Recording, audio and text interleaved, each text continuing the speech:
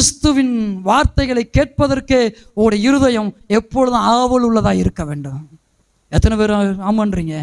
நீங்கள் எப்பொழுதும் ஆயத்தமுடையவர்களாய் ஆவல் உள்ளவர்களாக இருக்க வேண்டாம். எத்தனை பேர் மறைமுறைமா ஜாதி தலைவர் மத தலைவர் பேசுகிறத கேட்டுக்கிட்டு இருக்கீங்கன்னு உங்களுக்கு தான் தெரியும். சோசியல் மீடியாக்கள்லையும் நான் சொல்கிற விஷயங்கள் அதுதான். எத்தனை பேர் இன்னும் நான் ரட்சிக்கப்பட்டேன், கிறிஸ்துவின் ரத்தம் இருதயத்தில் தெளிக்கப்பட்டிருக்குன்னு சொல்லிட்டு ஜாதியை சேர்ந்தவன் மதத்தை சேர்ந்தவன் பிரசங்கம் பண்ணுறதை கேட்டுக்கொண்டிருந்தீங்கன்னா உங்களுடைய உடம்புல, உங்களுடைய ஆத்மாவில், உங்களுடைய ஆவியில், உங்களுடைய இருதயத்தில் இயேசுவின் ரத்தம் இல்லை. இயேசுவின் ரத்தம் இல்லாதனால தான் இன்னும் இந்த ஜாதி அடிமை, மத அடிமை, மொழி அடிமை. இந்த தமிழ்நாட்டில் மொழி பேசுகிறவன் இருக்கிறான். இந்த தமிழ்நாட்டில் மொழி இருக்கிற அந்த அயோக்கிய பயில்களை பூரா பார்த்தீங்கன்னா தான் பிள்ளை இங்கிலீஷ் மீடியம் படிக்க வைக்கிற, பல மொழி கற்றுக் கொடுக்குற. தான் பிள்ளைகளை பார்த்தீங்கன்னா ஹிந்தி பேசுகிறான், இங்கிலீஷ் பேசுகிறான், கவனிச்சிங்களா, பிரெஞ்சு பேசுகிறாங்க.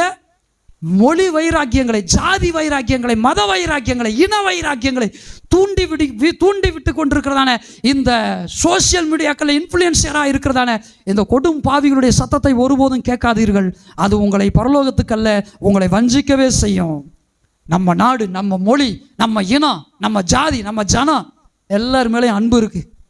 எத்தனை பேர் ஆமான்றீங்க? நான் பிறந்த ஜாதியை, ஜனத்தை, சமுதாயத்தை, எல்லாம் இந்திய தேசத்தை எல்லாத்தையும் என் மொழியை எல்லாத்தையும் நேசிக்கிறேன். ஆனால் எல்லாத்து மேலே எனக்கு வைராக்கியம் கிடையாது. ஏன்னு தெரியுமா? உன்னை போல பிறனை நேசின்னு இயேசு எனக்கு கற்றுக் கொடுத்துருக்கிறார். இது தமிழில் ஒரு வார்த்தை உண்டு தெரியுமா? யாதும் ஊரே யாவரும். இது சொல்கிறதான் தமிழ் பண்டிட் எழுதி வச்சுட்டு போயிட்டான்.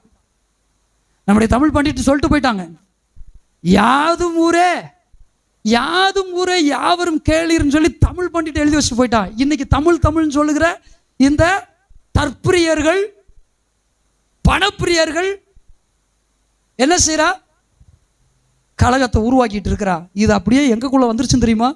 எங்க வந்துருச்சு தெரியுமா? கிறிஸ்தவத்துக்குள்ள. இங்கிட்டு போனா நான் மலையாளின்றான், இங்கிட்டு கொஞ்சம் இறங்கி விட்டா அவன் மலையாளி தானே, நான் தமிழன்றான். அங்கிட்டு போயிட்டா நான் வந்து மகாராஷ்டிராக்காரன் அப்படிங்கிறான். இங்கிட்டு போயிட்டா நான் ஒரிசாக்காரன்றான், என் லாங்குவேஜ் ஹிந்தின்றான். இங்கிட்டு போனால் நான் கன்னடக்காரங்கிறான். இங்கிட்டு போயிட்டோம்னா தெலுங்கு அப்படிங்கிறான். இங்கிட்டு கொஞ்சம் மேலே, அதுக்கு மேலே போயிட்டுச்சுன்னா குஜராத்திங்கிறான், ராஜஸ்தானிங்கிறான். உலகத்தில் சொல்லலை, உலகத்தில் உள்ளவங்களை சொல்ல யாருங்க? கிறிஸ்தவங்களை அனுபவப்படுறதுனால சொல்கிறேன். என்னதான் இருந்தாலும் அவன் மலையாளி விட்டு கொடுக்க மாட்டான்றான். இங்கிட்ட ஒரு சாரா பேசுகிறான், என்னதான் இருந்தாலும் நம்ம தமிழை நம்ம விட்டு கொடுக்கக்கூடாது.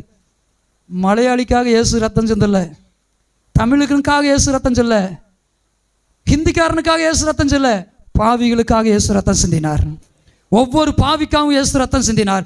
இயேசுவின் ரத்தம் ஒவ்வொருடைய பாவியையும் மனம் திரும்ப அழைக்கிறது, மகிமைப்படுத்துகிறது, பரலோக ராஜ்யத்தில் கொண்டு போய் சேர்க்கிறது, நரக பாதாளத்துக்கு தப்பு வைக்கிறது. அல்லேலூயா.